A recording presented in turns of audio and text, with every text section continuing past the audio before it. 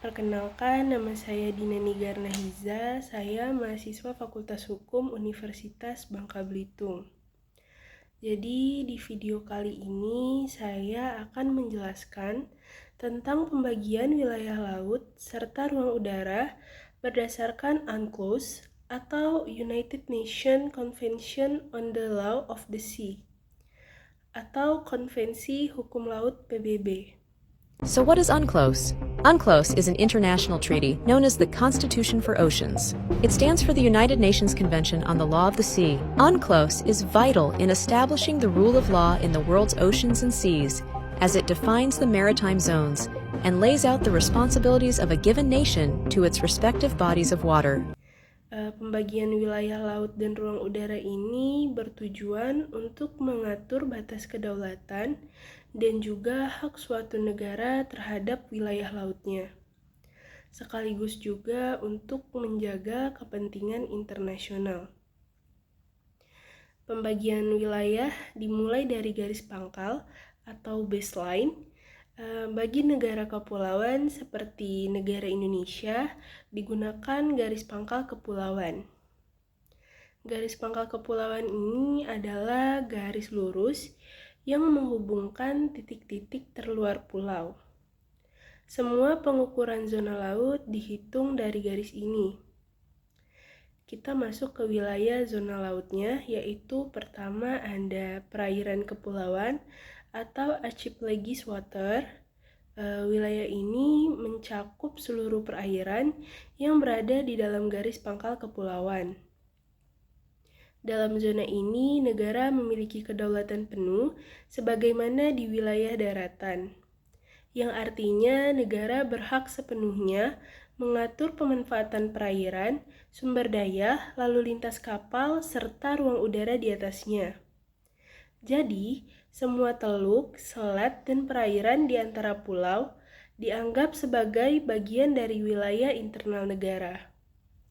Yang kedua adalah laut teritorial atau territorial sea yang membentang sejauh 12 mil dari garis pangkal.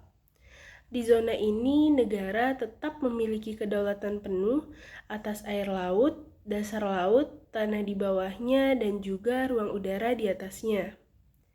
Akan tetapi, kapal asing memiliki hak lintas damai atau Innocent Passage.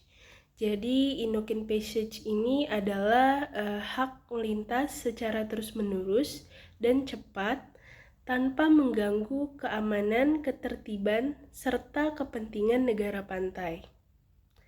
Yang ketiga ada zona tambahan, yaitu atau dikenal sebagai contiguous zone yang membentang hingga 24 mil laut dari garis pangkal atau 12 mil di luar laut teritorial.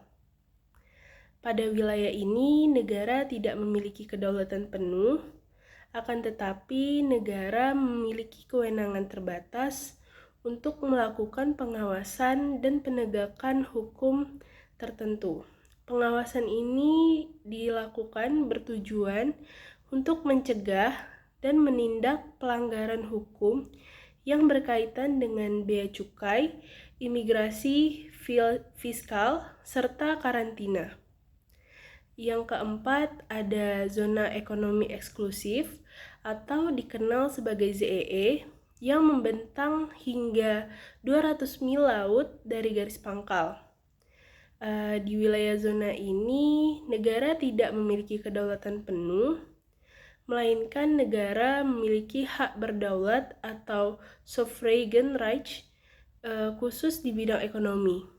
Negara berhak untuk melakukan eksplorasi, eksploitasi, konservasi, dan juga pengelolaan sumber daya alam, baik sumber daya alam hayati seperti ikan maupun non-hayati seperti minyak dan gas. Selain itu, negara juga memiliki kewenangan dalam pembangunan instalasi buatan dan penelitian ilmiah kelautan. Namun, negara lain tetap memiliki kebebasan pelayaran dan juga kebebasan penerbangan internasional di wilayah ini. Yang kelima ada landasan kontinen atau continental shelf, yaitu dasar laut dan tanah di bawahnya yang merupakan kelanjutan alami dari daratan suatu negara. Secara umum, landasan kontinen mencakup hingga 200 mil laut dan juga dapat diperpanjang sampai maksimumnya kira-kira 350 mil laut apabila sudah memenuhi syarat geologis tertentu. Hak negara di landasan kontinen hanya berlaku atas sumber daya di dasar laut dan juga tanah di bawahnya, bukan atas kolam air di atasnya jika berada di luar ZEE. Yang terakhir dari zona laut ini yaitu ada laut lepas atau high sea, yaitu wilayah laut yang berada di luar ZEE atau zona ekonomi eksklusif. Laut lepas ini tidak berada di bawah kedaulatan negara manapun dan juga berdasarkan prinsip kebebasan laut, semua negara memiliki hak yang sama untuk melakukan pelayaran, penerbangan, penangkapan ikan, dan juga penelitian ilmiah sesuai hukum internasional. Selain itu, ada juga pembagian udara atau pembagian ruang udara di atas wilayah daratan, perairan kepulauan, dan laut teritorial berlaku ruang udara nasional yang berada di bawah kedaulatan penuh negara. Sementara itu, di atas ZEE atau zona ekonomi eksklusif dan laut lepas berlaku ruang udara internasional yang terbuka bagi penerbangan internasional sesuai dengan aturan yang berlaku. Secara keseluruhan, pembagian tersebut menggambarkan bahwa semakin jauh dari garis pangkal, semakin berkurang juga tingkat kedaulatan negara. Dari kedaulatan penuh di perairan kepulauan dan laut teritorial menjadi kewenangan terbatas di zona tambahan, menjadi hak ekonomi di zona ekonomi eksklusif dan landasan kontinen, hingga akhirnya menjadi wilayah bersama umat manusia di laut lepas. Pembagian ini menciptakan keseimbangan antara kepentingan nasional dan juga kepentingan internasional dalam pemanfaatan laut. Tahukah kamu, Indonesia sebagai negara kepulauan memiliki kewenangan penuh menetapkan alur laut kepulauan Indonesia atau ALKI berdasarkan UN Clause 1982. Melalui ALKI, kapal asing diperbolehkan melintas dari satu laut lepas ke laut lepas lainnya tanpa berhenti dan tanpa melakukan aktivitas di luar pelayaran normal.